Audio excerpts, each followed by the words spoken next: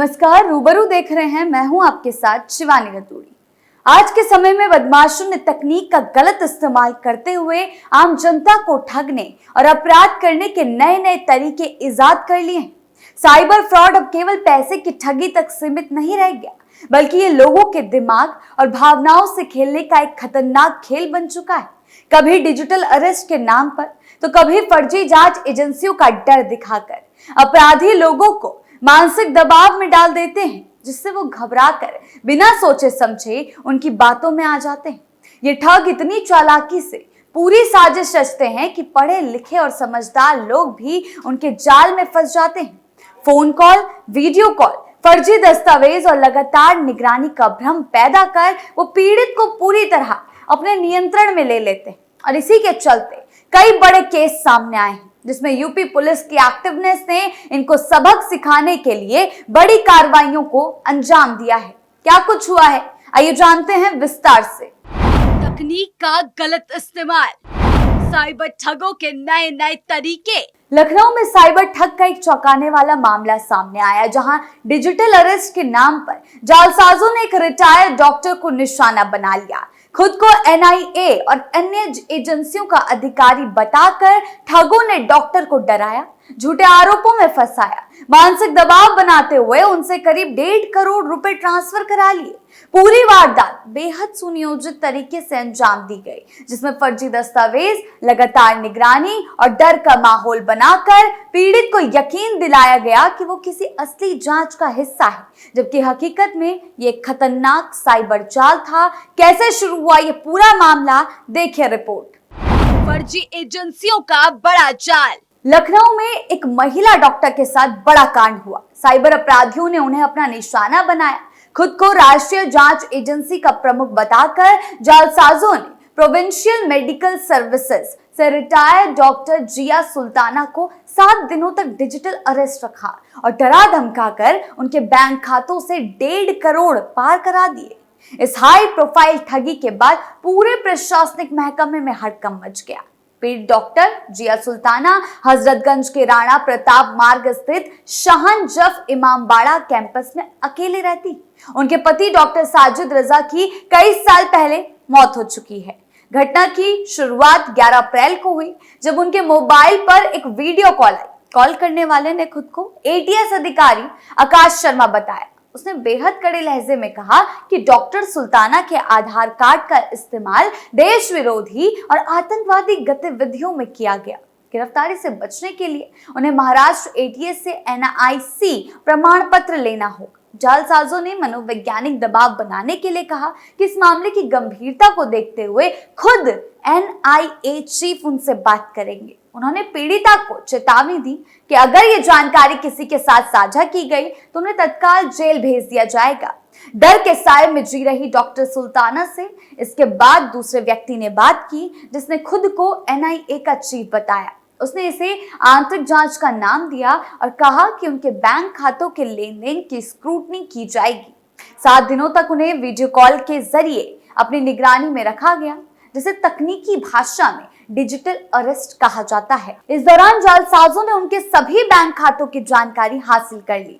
11 से 17 अप्रैल के बीच डरा धमकाकर 4 अलग अलग बैंक खातों में कुल 1.5 करोड़ रुपए आरटीजीएस के जरिए ट्रांसफर करा लिए। जब आरोपियों की लालच बढ़ी और उन्होंने और पैसों की मांग की, तब डॉक्टर सुल्ताना को शक हुआ। उन्होंने हिम्मत जुटाकर अपने करीबी को अपनी आपबीती सुनाई, जिन्होंने तुरंत बताया कि वो साइबर ठगी का शिकार हुई है। इंस्पेक्टर साइबर क्राइम थाना ब्रजेश कुमार यादव के मुताबिक पीड़िता की तहरीर पर गंभीर धाराओं में मुकदमा दर्ज कर लिया गया। पुलिस उन बैंक खातों को फ्रीज कराने की कोशिश कर रही है जिनमें रकम ट्रांसफर की गई थी। साथ ही जिन मोबाइल नंबरों से कॉल आई थी, उनकी लोकेशन और कॉल डिटेल रिकॉर्ड खंगाली जा रही है। प्रारंभिक जांच में इस गिरोह के तार अंतर्राज्यीय साइबर अपराधियों से जुड़े होने की आशंका जताई जा रही है। पुलिस ने नागरिकों से अपील की है कि कोई भी जांच एजेंसी वीडियो कॉल पर गिरफ्तारी या डिजिटल अरेस्ट की कार्रवाई नहीं करती। ऐसे कॉल्स आने पर तुरंत 1930 पर सूचना दे। साइबर ठगी का बड़ा खुलासा। डर, भरोसा और जल्दबाजी, इन तीनों हथियारों के सहारे ये अपराधी लोगों से उनकी मेहनत की कमाई छीन लेते हैं। और उन्हें आर्थिक और मानसिक रूप से गहरी चोट पहुंचाते हैं। ऐसे मामलों में सबसे खतरनाक बात यह है कि पीड़ित को आखिरी समय तक यह एहसास नहीं होता कि वो एक सुनियोजित ठगी का शिकार हो चुका है, और जब तक सच्चाई सामने आती है तब तक बहुत देर हो चुकी होती है। ये सिर्फ एक या दो जगह की बात नहीं है, शहर के अलग अलग जिलों में ऐसे आपराधिक तत्व पकड़ में आए हैं। साइबर हेल्प डेस्क ने दिलाई राहत। गोंडा में साइबर अपराध के खिलाफ चलाए जा रहे ऑपरेशन साइबर कवच के तहत थाना कोतवाली नगर की साइबर हेल्प डेस्क टीम ने सराहनीय कार्य करते हुए ठगी का शिकार हुए पीड़ित के खाते में 1 करोड़ रुपए वापस कराए। पैसे वापस मिलने पर पीड़ित के चेहरे पर खुशी लौट आई और उन्होंने पुलिस का आभार व्यक्त किया। पुलिस अधीक्षक विनीत जायसवाल के निर्देश पर अपर पुलिस अधीक्षक पूर्वी अजीत कुमार रजक के मार्गदर्शन में साइबर हेल्प डेस्क टीम ने त्वरित कार्रवाई करते हुए ये सफलता हासिल की। जानकारी के अनुसार पटेल नगर घुसियाना निवासी मोहम्मद रसीद ने एपीके फाइल के माध्यम से साइबर फ्रॉड की शिकायत दर्ज कराई थी। मामले की गंभीरता से लेते हुए साइबर हेल्प डेस्क टीम ने जनपदीय साइबर सेल के सहयोग से जुड़े हुए बैंक खाते एवं इंटरमीडियरी से संपर्क साधा। ईमेल के माध्यम से आवश्यक सूचनाएं जुटाकर नोडल अधिकारियों से समन्वय स्थापित किया गया, जिसके बाद पूरी धनराशि पीड़ित के खाते में वापस करा दी गई। गोंडा पुलिस ने आमजन से अपील की कि साइबर धोखाधड़ी होने पर तुरंत हेल्पलाइन नंबर 1930 पर शिकायत दर्ज कराएं, क्योंकि विलंब होने पर धनराशि वापस मिलना कठिन हो जाता है। पुलिस ने यह भी सलाह दी कि अनजान लिंक पर क्लिक ना करें, किसी के साथ ओटीपी, बैंक डिटेल या व्यक्तिगत जानकारी साझा ना करें और ऑनलाइन लेन देन के दौरान पूरी सतर्कता बरतें ताकि साइबर ठगों से सुरक्षित रहा जा सके। साइबर अपराधियों पर कड़ी कार्रवाई। आज के डिजिटल दौर में साइबर फ्रॉड बहुत तेजी से अपनी जड़ें जमा रहा है। इसका असर हर उम्र और हर वर्ग के लोगों पर पड़ रहा है। पहले जहां ठगी के तरीके सीमित थे, अब इंटरनेट, स्मार्टफोन, ऑनलाइन बैंकिंग के बढ़ते इस्तेमाल ने अपराधियों को नए मौके दिए हैं। ठग अब phone call, WhatsApp message, email और सोशल मीडिया के जरिए लोगों तक आसानी से पहुंच जाते हैं। वो खुद को बैंक अधिकारी, पुलिस, कुरियर एजेंट या किसी सरकारी संस्था का कर्मचारी बताकर लोगों का भरोसा जीतते हैं। फिर उनसे ओटीपी, बैंक डिटेल या पैसे ट्रांसफर करा लेते हैं। कई बार इनाम जीतने, केवाईसी अपडेट या अकाउंट बंद होने जैसे झूठे बहाने बनाकर लोगों को जल्दबाजी में फैसला लेने पर मजबूर किया जाता है। साइबर अपराधियों की सबसे बड़ी ताकत उनका तरीका है, जिसमें वो सीधे पैसे नहीं मांगते, पहले व्यक्ति के दिमाग और भावनाओं पर पकड़ बनाते हैं। यही वजह है कि पढ़े लिखे और जागरूक लोग भी इनका शिकार हो रहे हैं। जैसे जैसे तकनीक आगे बढ़ रही है, वैसे वैसे साइबर फ्रॉड के तरीके भी बढ़ते जा रहे हैं, ज्यादा चालाक और खतरनाक हो रहे हैं, जिससे बचने के लिए सिर्फ पुलिस ही नहीं, आम लोगों को भी सतर्क और जागरूक रहना बेहद जरूरी हो गया है। साइबर फ्रॉड के बढ़ते मामलों को देखते हुए योगी सरकार ने इस पर सख्त रुख अपनाया है और कई स्तर पर कार्रवाई शुरू की। सरकार ने पुलिस और साइबर सेल को पहले से ज्यादा मजबूत किया ताकि ऑनलाइन ठगी करने वाले गिरोह को जल्द ही पकड़ा जा सके।